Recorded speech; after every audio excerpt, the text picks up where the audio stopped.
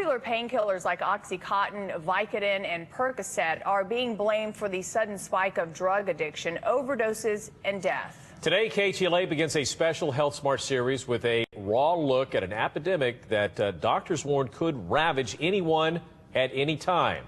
But a new test could be a real game changer, as Jessica Holmes reports.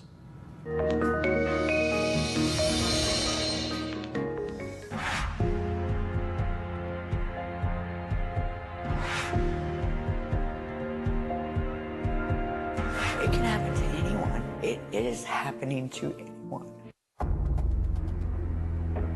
No matter your age or income. Well, unfortunately, I was addicted from the very first time I took pain medication. The Centers for Disease Control and Prevention warns popping just one can detonate a deadly downward spiral. I hurt my back, and a pain doctor prescribed 380 milligram of those to me a day, and 430 roxycodone a day, and 3 Valium 10 a day. This stuff is given out like candy. You don't find this addiction rate anywhere else in the world.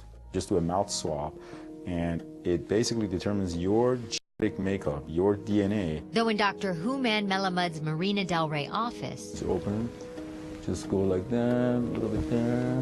Do another one, okay. Excellent. the spine surgeon offers patients in pain a breakthrough DNA test before writing scripts. All have different genetic makeup, so you may respond very differently to the OxyContin than I do or somebody else does. So now there's this genetic markers that tells us who can respond better and how we metabolize the drug, which patient can potentially become an addict.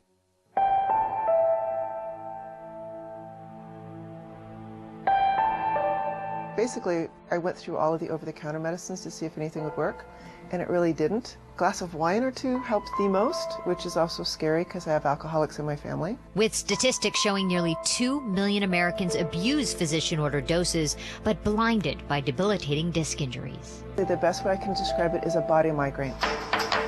I understand why people would do anything possible to get rid of the pain. Lifelong dancer Deborah Brockus opted to open wide for the opiate risk analysis swab, since the 54-year-old opposes many MD's one-pill-fixes-all prescription. For example, tramadol. You can have an increased risk of becoming dependent on it. It nailed my pain. I had surgery, pain-free recovery, no side effects, and gone. I didn't have to take a billion drugs. I took what was right for me. The most important thing, every patient should be aware, these narcotics are bad. And they have to be very careful. They need to understand that these are not good things to take long-term. Find a solution for the problem. There's no reason why this country should have the highest addiction rate. All right, tune in tonight to KTLA 5's news at 10 for the rest of the story. Results, by the way, of the DNA swab test take about a week to get back from the lab. And coming up at 3 p.m., the perilous path of pills leading many to the streets in search of a cheap high of heroin. And experts warn it can't happen to anyone. We will talk to a Orange County star student about her dangerous spiral. That's at 3 o'clock. Yeah. All right, more of your top stories coming up next. We are live from